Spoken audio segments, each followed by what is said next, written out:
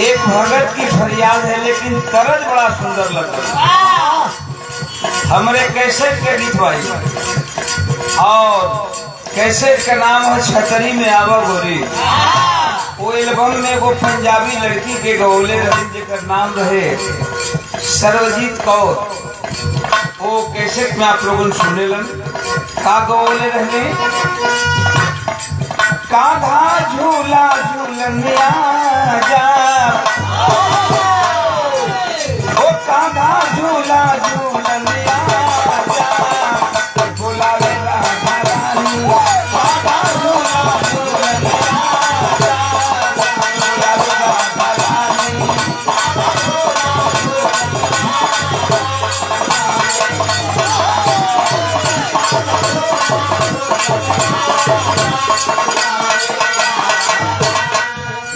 बुलावे राधा रानी बुलावे राधा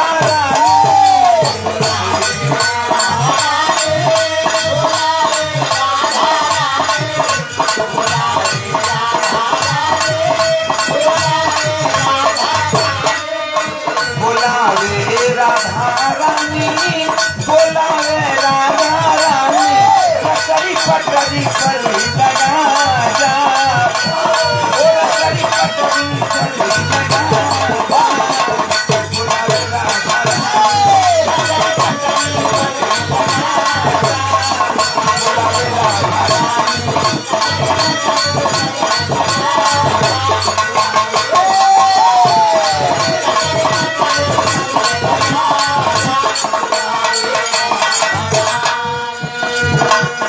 जो हमारे एल्बम एल्बम का नाम छतरी में आवा बोलो तीसरी से आप लोगों ने सुना होगा। ओकरा में हम पंजाबी लड़की सर्वजीत कौर से बोले रहे भैया हमारे रामविलास यादव महाराजगंज से रामविलास भैया के बहुत बहुत प्रणाम बा। 100 रुपया का पुरस्कार महाती भैया हमारे महाती यादव बहरामपुर से मालिक सुखी रखे।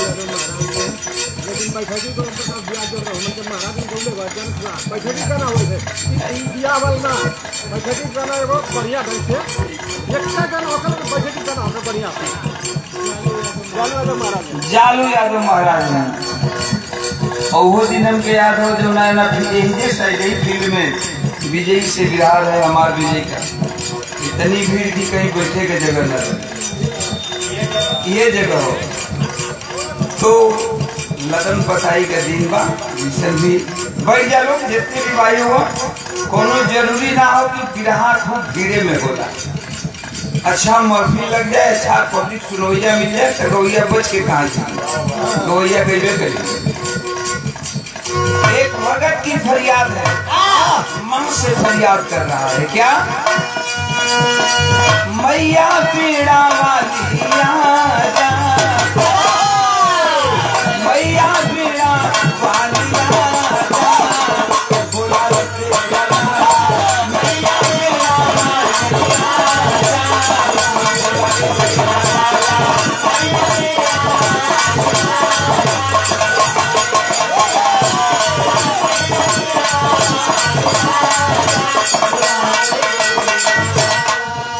बुलावे तेरा लाला बुलावे तेरा लाला बुलावे तेरा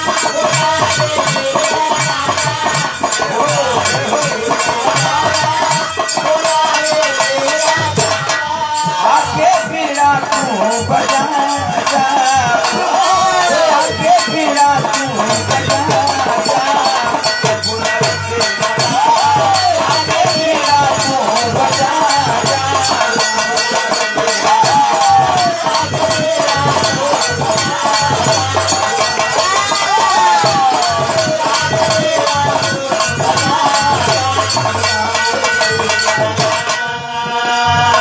पहली बंद में भगत बतावत हो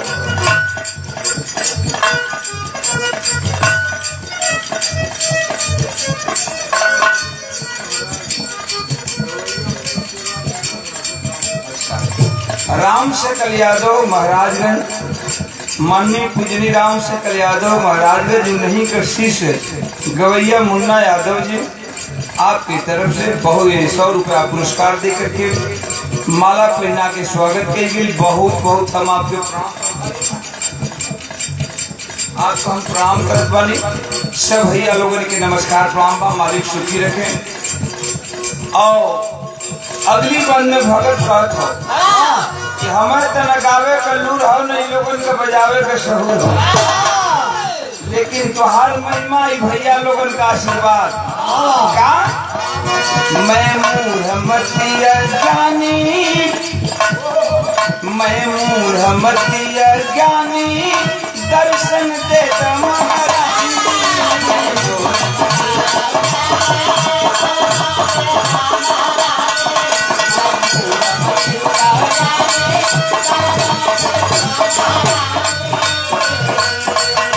ना चाही खुना चाही सेवा में हाजिर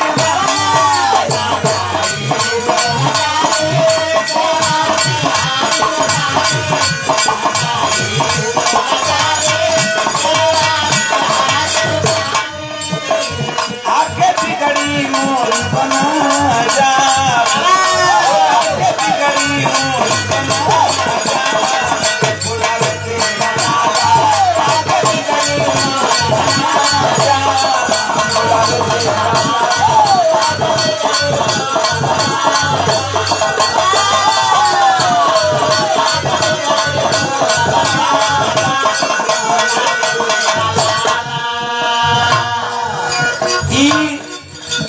आजे से ना जन्म से ही नाता हो तो कौन चीज का नाता है? जन्म जन्म का नाता है, जन्म जन्म का नाता मैं बालक हूँ तू माता।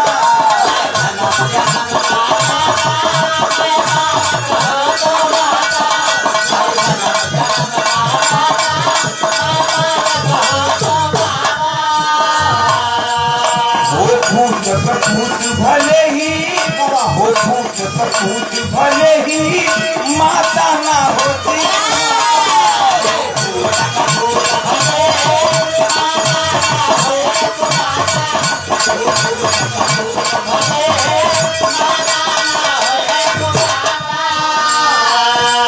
बेटा की लाज बजा जा बेटा की लाज बजा जा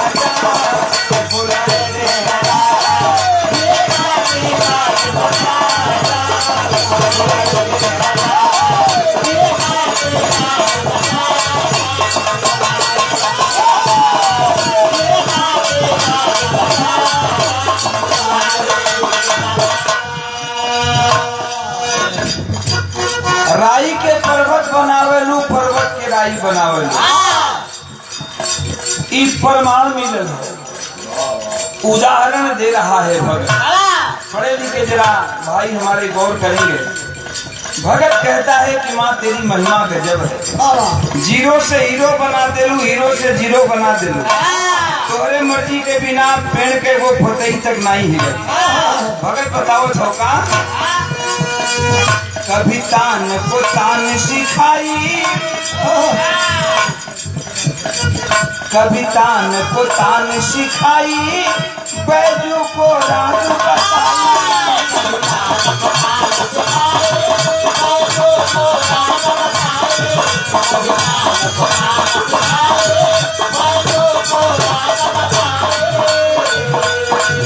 तुलसी कबीर कारी पर कृपा कर कलम धराई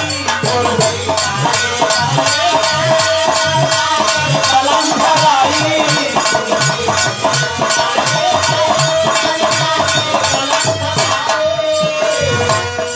स्वर सरगम याद सजा जा स्वर सरगम याद सजा जा बुला के लगा स्वर सरगम याद सजा जा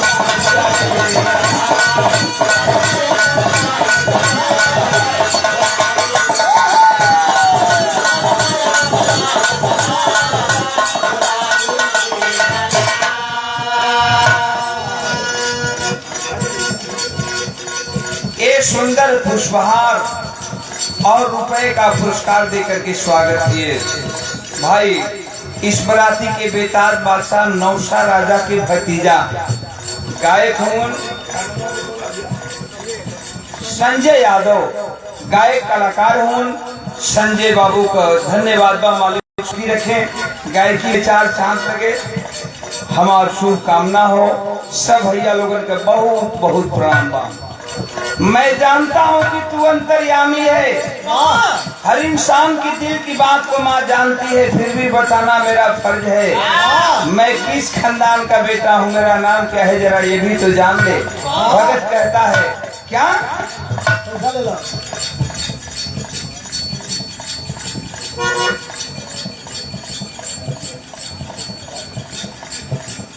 आप 500 रुपए का शानदार पुरस्कार देकर के स्वागत किए राजकुमार यादव मैनपुरी से, जो कि हमारे साथी राजेंद्र भाई का ससुर जी रखते हैं। तो मैं बहुत बहुत आपको प्रणाम करता हूँ। सब भाई लोग को नमस्कार प्रणाम है। कमाई में बरकत हो, हमारी शुभकामना है। दामाद और ससुर का रिश्ता यही तरह बनल है, हमारे सुख से रखें, ये हमारा बहुत बहुत शुभकामना बना।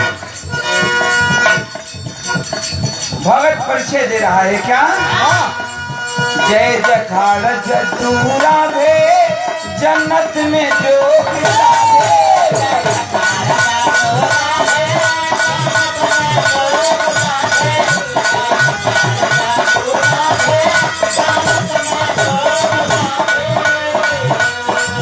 कभी अनुज लाल मितवा के, कभी अनुज लाल मितवा के माथे पर सेहरा कभी अनुज लाल मितवा के माथे पर सेहरा कभी अनुज लाल मितवा के माथे पर सेहरा। ओम प्रकाश किया से पूजा जा, ओम प्रकाश किया से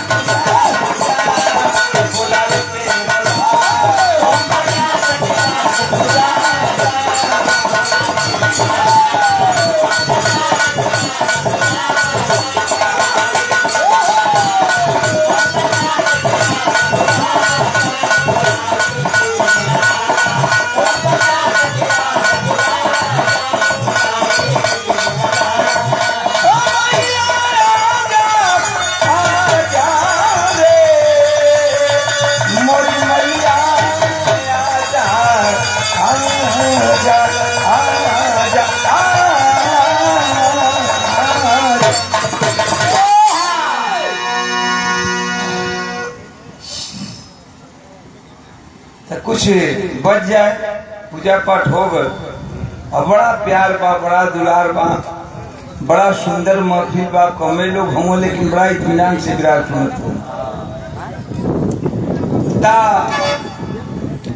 तनी कुछ ऐसे नहीं बजा था कि महफिल में हर तरह के लोग होलन। कुछ लड़का पार्टी ताज कम लौकत बा, कुछ बाप दादा को उम्र कहूँ, कुछ हमारे उम्र का नौजवान साथी भी बैठल हूँ। अभी हम कौन बीरस गावतन की बात, ये कौन बीरस है? तो हम कली कि हमारे उम्र के जो नौजवान साथी। अरे भैया एक शंका लगा था। कथी के शंका लगा? नौजवान को तो कहियो चेक कर ले हमार।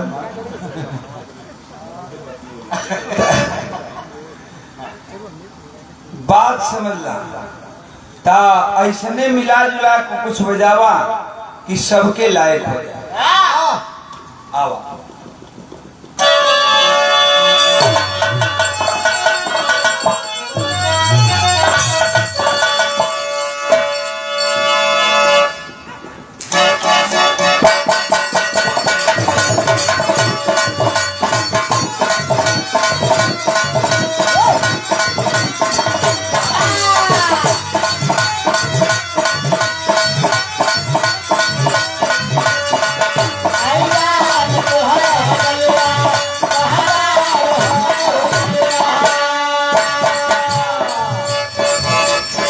सुंदर गीत सुनला लोगन। हमारे भाई की आवाज में काहे फुलौले बड़ुलोला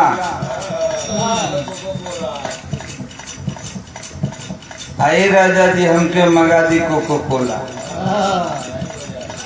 जाई बाजारे ले ले आई एगो कोको कोला। गजब गजब गीत निकलत बा ये जमाना में। तनी हम एगो बात कहते हैं आप लोगन ध्यान से सुनियन और मेरे हन कि ओम प्रकाश गलती कहता हूँ कि सही। इतना तेजी से जमाना में समय में वो बदलाव आवत बा कि आज हमारे हिंदुस्तान डिजिटल इंडिया कहाएला। का कहते हैं लोग कि अब हिंदुस्तान नया हो गई, नया हिंदुस्तान डिजिटल इंडिया हो गई। गाना बजाना में भी बदलाव हो गए। पहले का गाना बजाना होत रहल कि कैसे जो कैसेटवा बजे टेप में मार्केट से आप लोगन खरीदत रहला। दिन भर काम धंधा कई के दुआरे पर जरा टेप रहे टेप लग जाए और टेप में कैसे फिट हो जाए। अगल बगल के आस पड़ोस के लोग भी माई बहन बेटी बाप भाई सब बैठ के सुन के थकैनी दूर करे 1-2 घंटा। आज का जमाना हो गई कि कोनो भाई अगर कैसेट बजावत बा या कोनो गीत बजावत बा अपना घर में आ जवान बहन चाहे जवान बेटी बैठल बे तो मारे शर्म के मारे उठ के चल जाए। अश्लीलता अश्लीलता का बहुलियत तनी कमे रखो सीटी न रहे। अश्लीलता का बहुलियत बाहरे गवैया बाहरे लिखवैया एकरे में गवैया लिखवैया का दोष नहीं के सुनवैया का भी दोष। कोनो गवैया गावो ताकि मोरा गाना करो तोरा ढूंढी में सही सही जाता कि ना। कल में पेरे के उखिए नहीं के मिलत कुल गन्ना मिल बन होकर देता सलाह का ढूंढिए होती हो गई। और ही का बताओ सरे कहत रहो सो कि लहंगा में घुसल बा हजाम छुड़ा कैंची ओकरा में छुड़ा कैंची के कौन जरूरत बा। गजब गजब गीत हो गए हमार कहे कम। अरे हम का बोले अपना गांव गवई के चीज गौली माटी के चीज गौली जवन की हिंदुस्तान ना विदेश जहां तक भोजपुरी के लोग जानकार रहल सब सुनल आज भी सुनेला। माई बहन बेटी बाप भाई एक जगह बैठ के सुनेला। एगो ही गीत हमार बिरहा से लोकगीत में अलग पहचान बनवा दे। का गौले रही अपना माटी के चीज गौली का गौले रही मास्टर।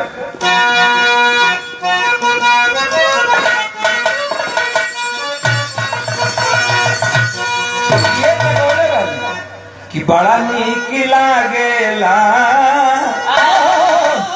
बड़ा नीक लागेला झरलिया के गाँव में झरल। एगो गीत बिरहा से लोकगीत तक पहचान बना दे। उस समय गुलशन जी के जमाना रहे टीसीज के मालिक बुलौलन बम्बई कलर के ओम प्रकाश मैडम के साथ एक एल्बम गाना है। तो अनुराधा फिल्मी स्टार अनुराधा पौडवाल जी के साथ एक बिरहा गाने वालों को चांस दिए। तो दोनों आदमी जुगल गीत गौली जा जो ना एल्बम का नाम बा घूंटा से झाकेला। आज भी आप लोगन सुनेला। ओकरा में एगो गीत हम गौले रहली दुर्गा नटराज बम्बई के मशहूर म्यूजिकार दुर्गा नटराज के म्यूजिक पर गणेश दत्त किरण की लिखी हुई गीत गौले रही। आज भी आप लोग सुनेला जो ना के माई बहन बेटी बाप भाई सब एक जगह बैठ के सुनेला। खास तौर से हमारे पिताजी जिंदा रहे थे गीत के सुने कहीं तुम पर कैसवा एगो गीत नहीं गौले भाई करे में का गौले रहली।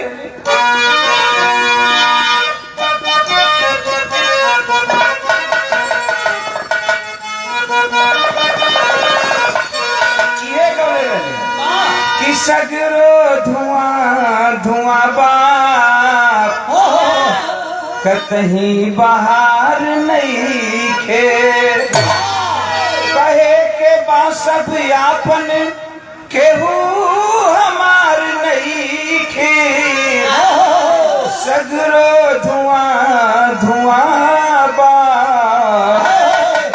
कतहीं बहार नहीं खे कहले का हमारे तने मतलब रहल कि आजो लोग इतना नैखन खराब हो गल कि सब कजरवे की पुलिया छिनरी भौजी जो बनवा सुनी राइटर है जे कवि अगर अच्छा गीत लिखे और सिंगर है जे गायक के बाखूबी से गावे तो सुनवैया जरूर सुनी, सुनवैया को जरूर निक लगी। मैं उस राइटर को धन्यवाद देता हूँ और उस गायिका को भी धन्यवाद देता हूँ जो इस गीत को गाई है। का मास्टर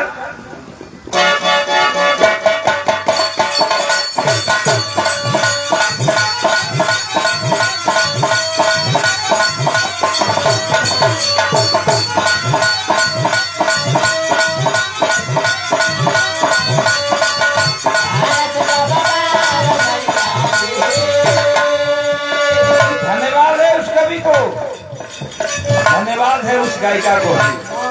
कौन मेहरारू अपनी मर्द के तारीफ करते हैं। यही तो मेरा हिंदुस्तान की धरती है। बारे हिंदुस्तान का माटी है, बारे हिंदुस्तान की औरतें कहाँ करती हैं कि भला है बुरा है जैसा भी है मेरा पति मेरा देवता है। भले वो पिया करे काहे ना हो, दोनों मेरा दारू पी के नाली में गिरत रहे, लेकिन मेहरारू का कही कि भला है बुरा है जैसा भी है मेरा पति मेरा देवता है। यही तो मेरे हिंदुस्तान की मिट्टी की खूबी है और यहाँ की नारियों की खूबी है।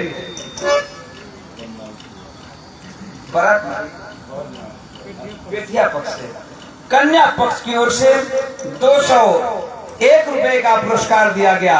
मैं बहुत और एक सूचना हो जे खाना उना ना खैले के सुतल उतल अगल बगल में होके लोग तो जगा दलो भैया जेकरे दरवाजे 10 ठे लोग जुटेलन, बड़ा बड़ जिम्मेवारी होला और जाके लोग खाना खा ले। ता कोनो मेहरारू अपने मर्द के तारीफ करते का कहले बे भारत बबाल सैया जी लागस कमाल सैया जी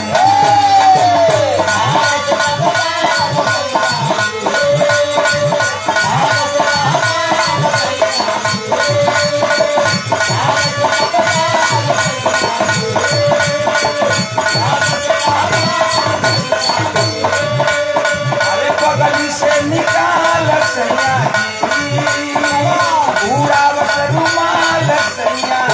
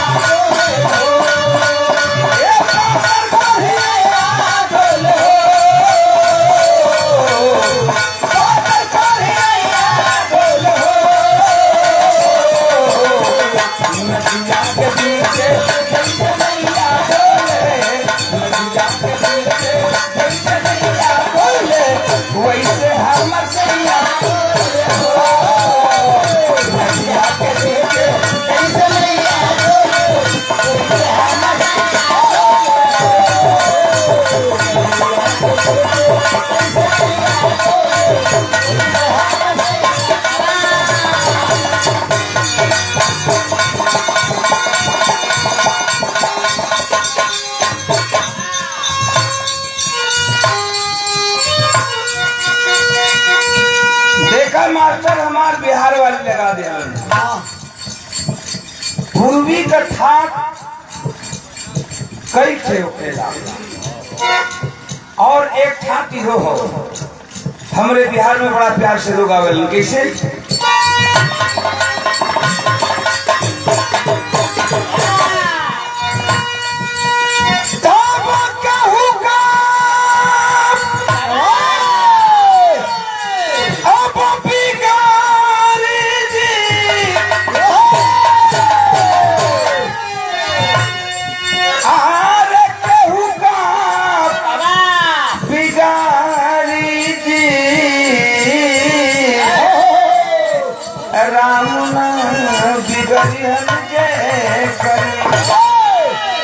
केहू का भिखारी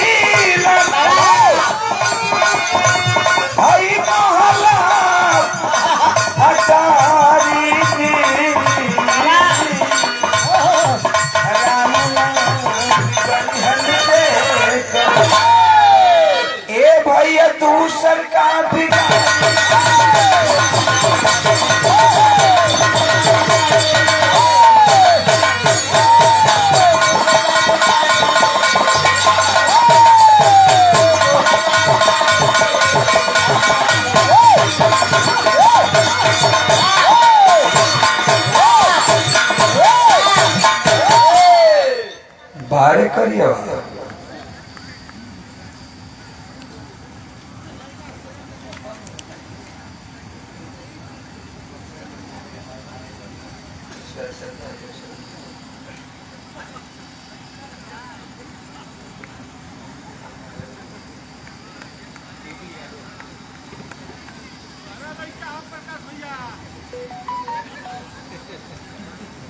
नई लड़का कहत हो कि बक्सर में नहीं आऊंगा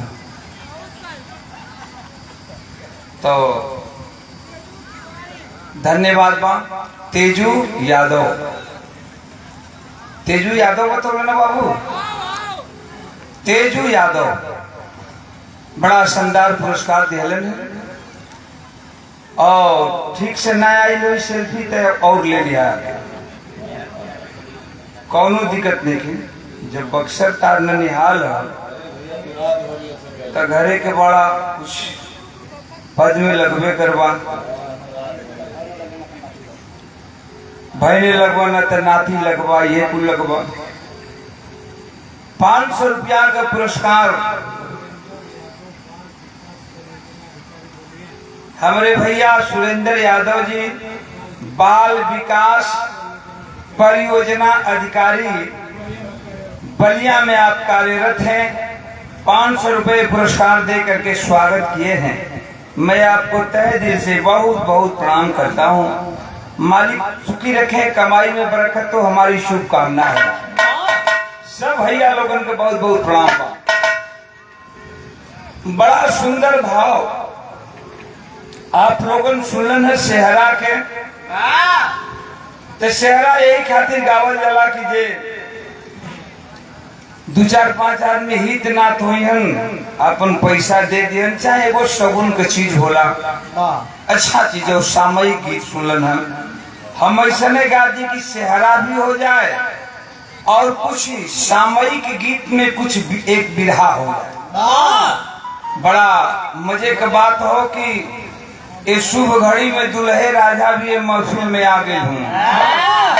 तो 4 लाइन सेहरा का बात में ध्यान दिहन बड़ा और हम एक बिरहा सुनावत हैं आप लोगन के ही सेहरा में।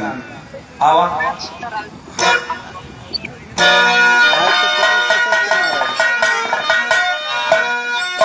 आए तो पटक पटक मारा वही के